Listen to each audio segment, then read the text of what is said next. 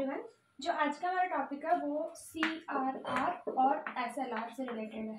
You know about that कि what is the mean of CRR and what is the mean of SLR। आपको पता होना चाहिए कि ये RBI की एक इम्पॉर्टेंट जो मॉनेटरी पॉलिसी है उसके दो टूल्स हैं। तो इसको हम एक डायग्राम से बहुत जल्दी से समझ सकते हैं कि जैसे मान लो कि कुछ ह्यूमंस है, ठीक है, और उसके पास जो बैंक्स होते हैं, है ना, बैंक्स होते हैं, उसमें वो ह्यूमंस क्या करते हैं, अपनी मनी डिपॉजिट करते हैं, अपनी मनी क्या करता है, डिपॉजिट करता है।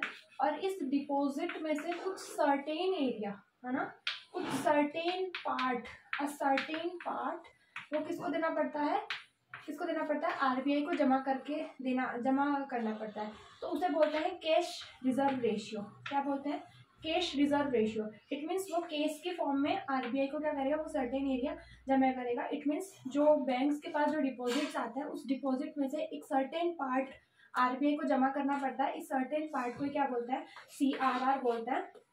और CRR में कोई टैक्स नहीं दिया जाता, कोई इंटरेस्ट रेट नहीं दिया जाता बैंक्स को।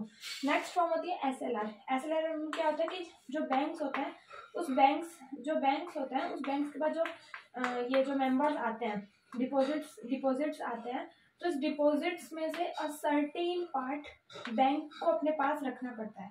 ठीक है, आरबीआई को नहीं देना, बैंक को अपने पास रखना पड़ता है। इसको बोलते हैं स्टैट्यूटरी लिक्विडिटी रेशियो। तो ये होता है, ये तीन फॉर्म में हो सकता है।